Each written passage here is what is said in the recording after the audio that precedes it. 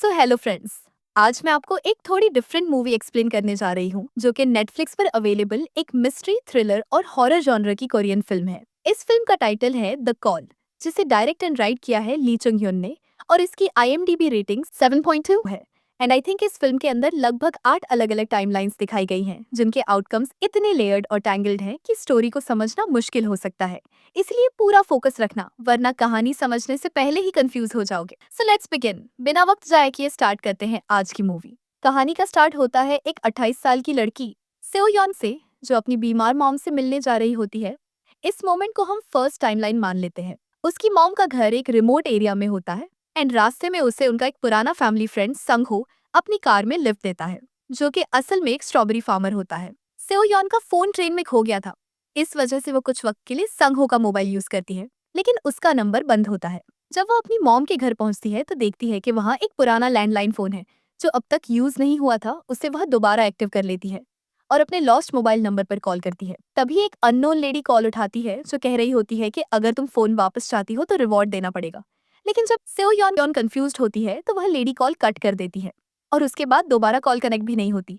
फिर अचानक उस लैंडलाइन पर एक और कॉल आती है जहां एक लड़की यंग सुक बात करती है और कहती है, तुम ठीक कह रही थी, मॉम वाकई बहुत जालिम है। सेओयॉन को समझ नहीं आता कि क्या हो रहा है और यंग सुक पूछती है कि क्या ये सनही का नंबर है। सेओयॉन कहती है कि ये रॉन्ग नंबर है और कॉल कट हो जाती है। उसके बाद सेओयॉन हॉस्पिटल जाती है जहाँ उसकी मॉम एडमिट होती है और वहाँ हमें मालूम होता है कि उन्हें ब्रेन ट्यूमर है। यहाँ ये भी समझ आता है कि सेओ यॉन और उसकी मॉम के बीच रिलेशन काफी टेंस रहे हैं। अगले दिन वह अपने डैड की ग्रेव विजिट करती है जहाँ डेथ डेट लिखी होती है 27 नवंबर 1999, जो दिखाता है कि उसके डैड 20 साल पहले चल बसे थे।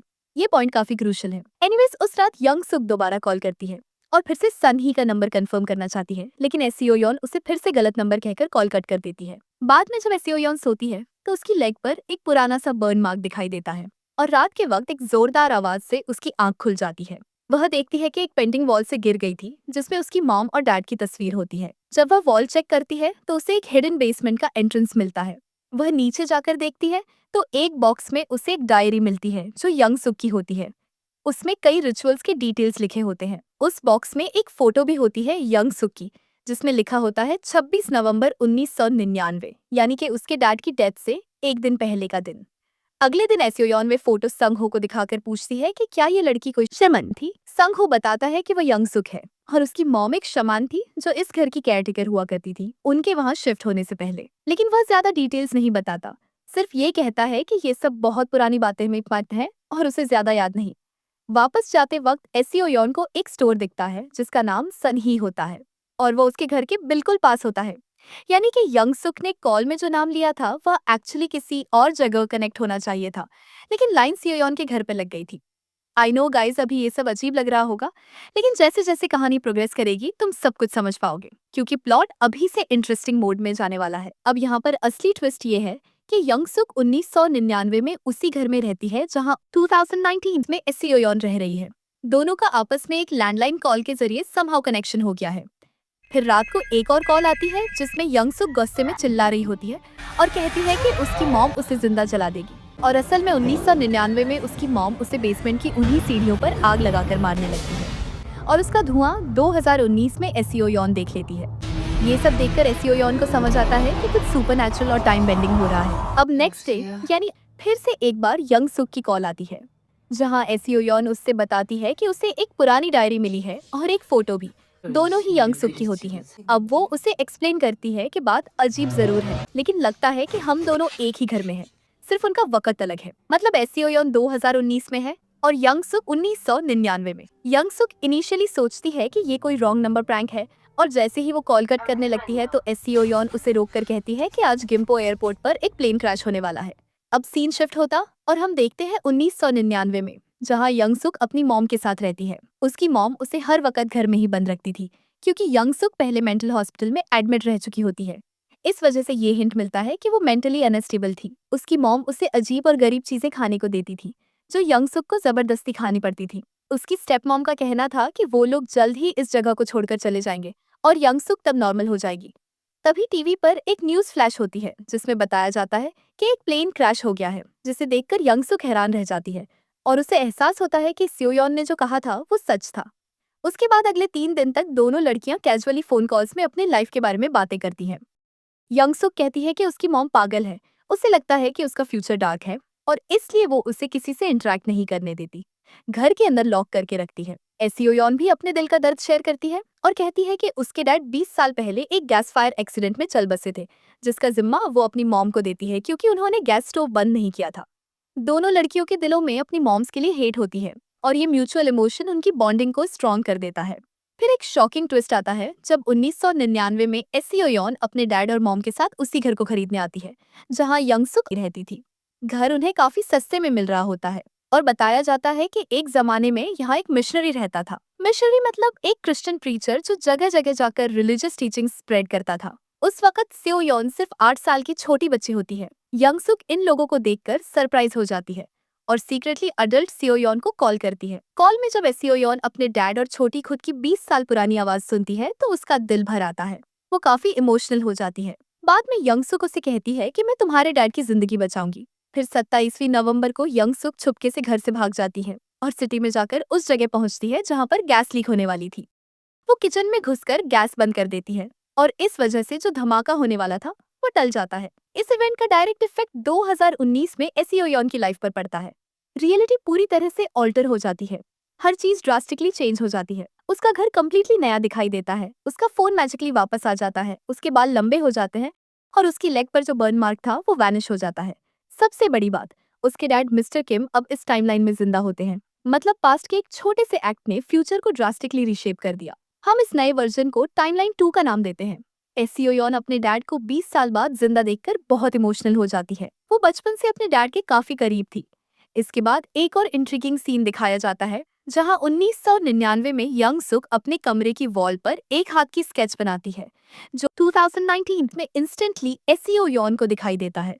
इसका मतलब ये होता है कि ये सब रियल टाइम में हो रहा है और टाइमलाइन हर पल म्यूटेट कर रही है। ये पॉइंट काफी सिग्निफिकेंट है जिसका रियल मीनिंग हमें मूवी के एंड तक समझ में आएगा। अभी के लिए एसियोयॉन इस नए प्रेजेंट में काफी खुश दिखाई देती है, लेकिन यंग सुक की कंडीशंस में कोई फर्क नहीं आता।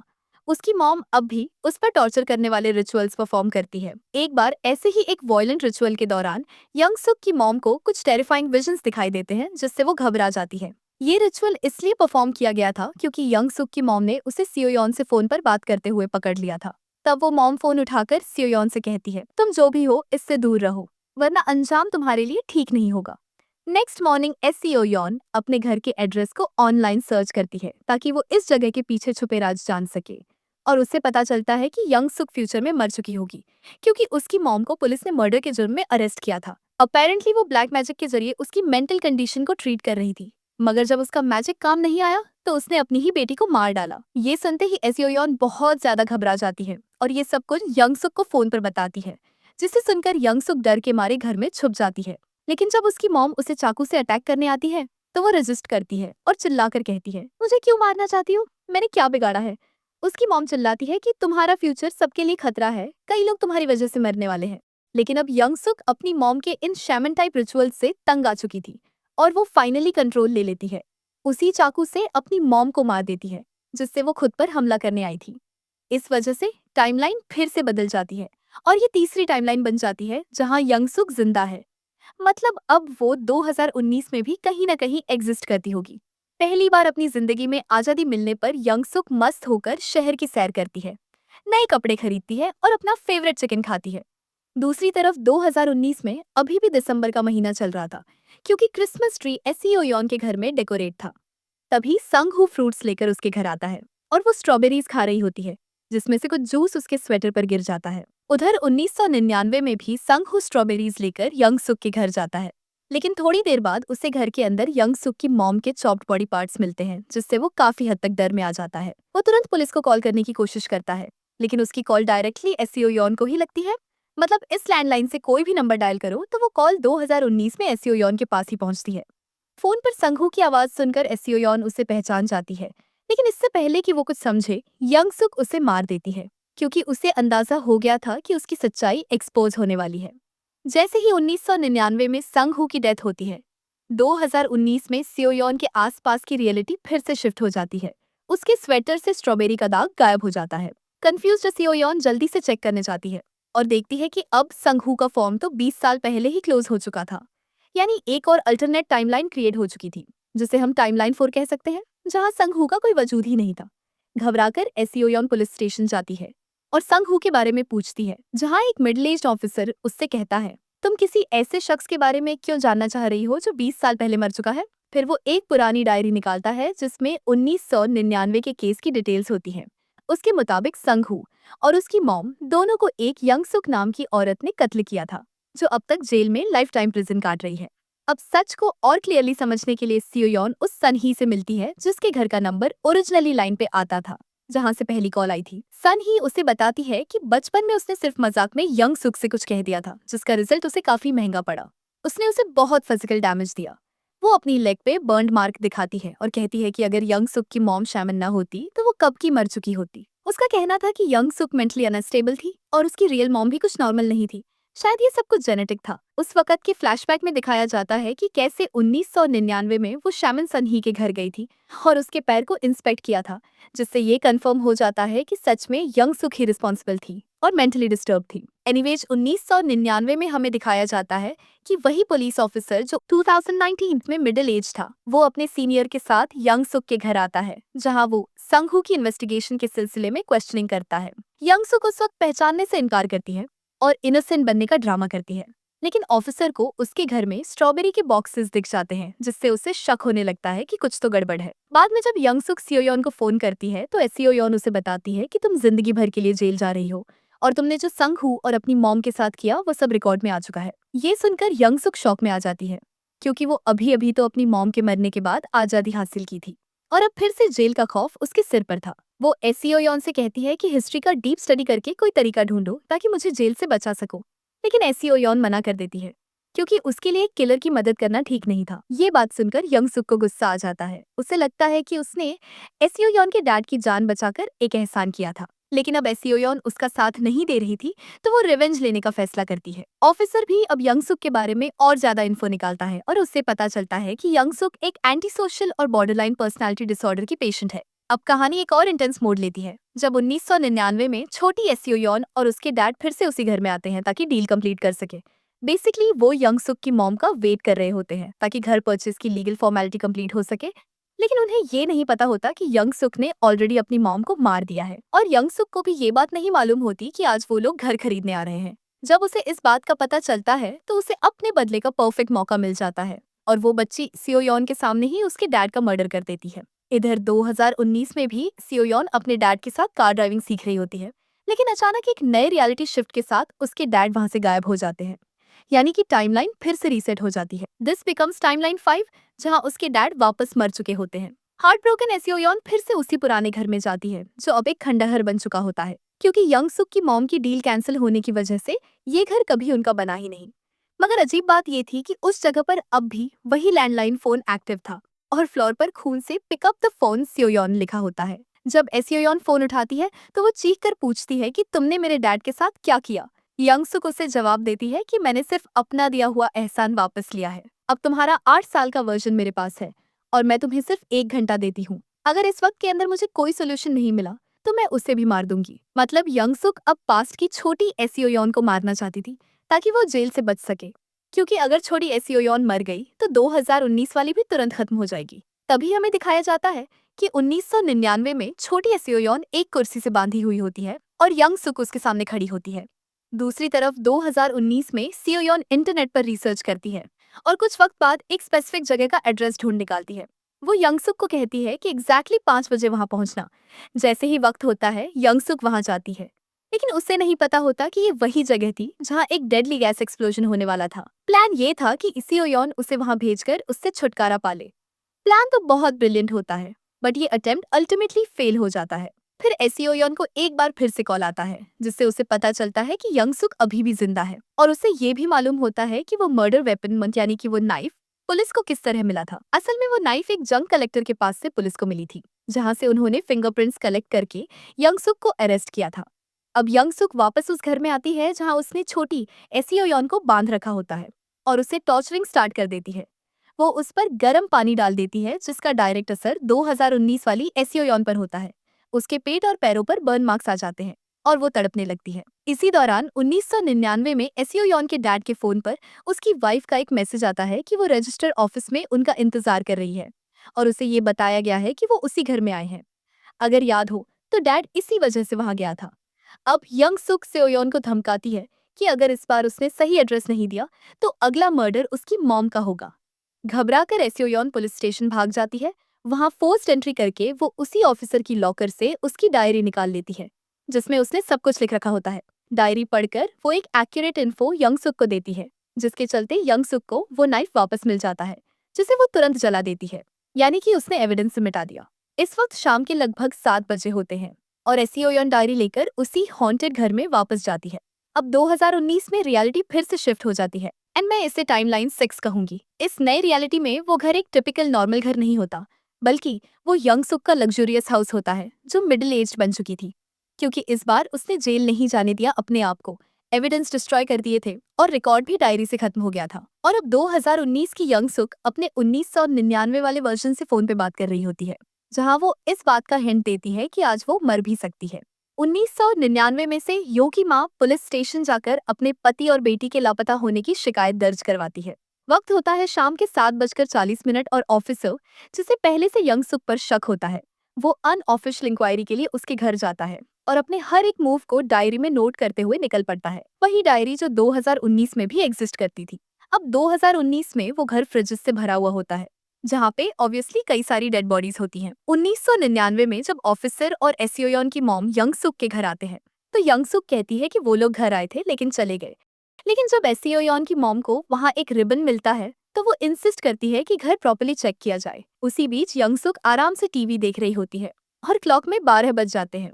न्यू ईयर्स ईव होता है, 1 जनवरी 2000, और ऑफिसर अब तक ड्यूटी पर होता है, जो वाकई में अप्रिशिएबल है। इधर 2019 में एसियोयन बेसमेंट में जाकर फोन ढूंढने लगती है और वही पुराना लैंडलाइन उसे मिल जाता है।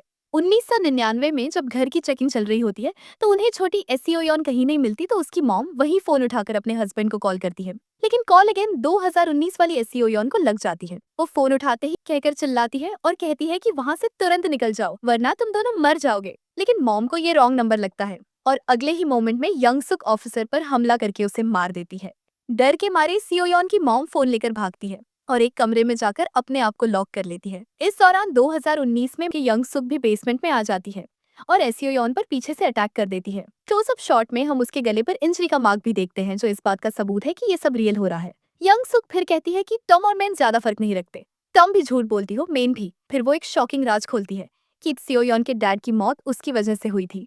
उसने ही गैस स्टोव ऑन किया था और ब्लेम अपनी मॉम पर डाल दिया था, यानी कि वो भी इनडायरेक्टली एक किलर थी। अब इन दोनों के बीच एक फियर्स फाइट होती है, जहां फाइनली सियोयन भागकर एक रूम में जाकर अपने आप को लॉक कर लेती है, जस्ट लाइक हर मॉम। और अभी भी एसियोयन के पास वो फोन था। अब 1999 में एसियोयन की मॉम फोन पर हेल्प मांगती है, जिसका जवाब देते हुए सियोयन उसे कहती है कि रूम में पड़ी किसी भी चीज से यंगसुक को अटैक करो। तभी यंगसुक ने छोटी सियोयन को रूम के बाहर ही रखा होता है, जिसकी आवाज सुनकर उसकी मॉम बाहर निकल आती है और फोन रूम में ही छोड़ देती है। अब यंगसुक और सियोयन की मॉम के बीच एक इंटेंस फाइट होती है, जिसमें दोनों को हाथों और गले पर काफी चोट लगती है।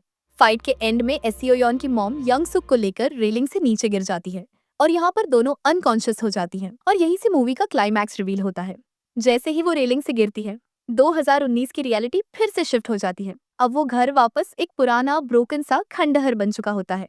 इसको हम टाइमलाइन 7 कह सकते हैं। एसियोयन वहां से भागकर हॉस्पिटल जाती है, लेकिन उसकी मॉम कहीं भी नहीं मिलती। पुलिस स्टेशन जाकर भी उस घर के ओनर के बारे में कोई इन्फो नहीं मिलता। बाद में वो अपने डैड की ग्रेव विजिट करती है, जहाँ डेथ डेट लिखी होती है दिसंबर 11। फिर अचानक उसकी मॉम वहाँ आती है और एसियोयन को फोन स्विच ऑफ रखने पर डांटना स्टार्ट कर देती है। हम नोटिस करते हैं कि उसके हाथ और गले पर ब्रूजेस हैं, शोविंग कि उसने अपनी बेटी को बचाने के लिए सीरियसली फाइट किया था। अब दोनों वहाँ से निकलते हैं, बट रास्ते में सडनली सियोयन की मॉम धीरे धीरे रियलिटी से फेड होने लगती है। एंड क्रेडिट सीन में रिवील होता है कि यंगसुक एक्चुअली रेलिंग से गिरकर मरी नहीं थी, शी सर्वाइव्ड। फाइनल सीन में हम देखते हैं कि सियोयन अब उसी घर के बेसमेंट में एक चेयर से बंधी हुई है और वो बुरे तरीके से चिल्ला रही होती है। This becomes timeline 8 and that's how the call ends. So guys, ये थी द कॉल मूवी की पूरी कहानी मेरी जुबानी। आई नो एंड थोड़ा कंफ्यूजिंग है एंड आई एम श्योर तुम्हारे दिमाग में अभी भी कुछ क्वेश्चंस होंगे, but let's break it down. Timeline 5 के एंड में यंगसुक क्राइम एविडेंस यानी वो नाइफ जला देती है। टाइम होता है शाम के 7:40 जब एसी ओयोन की मॉम ऑफिसर के साथ उसके घर आती है। टाइम होता है ऑलमोस्ट 12 बजे रात को। क्योंकि टाइमलाइंस कंटिन्यूअसली चेंज हो रही थी, तो 7:40 से 12 बजे तक के टाइम विंडो में 2019 की मिडिल एज यंगसुक जिंदा थी और स्टिल फ्री थी, एंड वो उसी घर में रह रही थी टाइमलाइन 5 के मुताबिक। अब जैसे ही 1999 वाली यंगसुक नाइफ जलाती है, वो एसी ओयोन को फोन करती है टू कंफर्म क्या रियलिटी चेंज हुई। बट कॉल लगती है डायरेक्टली 2019 वाली यंगसुक के पास। इस घंटे के विंडो में 2019 वाली यंगसुक 1999 वाली को कहती है यू माइट डाई टुडे। और हम एक लैपटॉप भी देखते हैं, विच मीन्स 2019 वाली ने शायद इंटरनेट पे कुछ रिसर्च किया और फिगर आउट कर लिया कि क्या होने वाला है। एविडेंस तो डिस्ट्रॉय हो चुका था, बट स्टिल 1999 वाली यंगसुक डर गई थी। She didn't know what's coming. So 2019 वाली ने उससे बोला कि जो भी हो जाए फोन मत खोना, फोन हमेशा अपने पास रखना, ताकि अगर कुछ भी चेंज होता है वो कंट्रोल कर सके। क्योंकि अगर फोन डिस्ट्रॉय हो गया तो जो टाइमलाइन है वो परमानेंट बन जाएगी।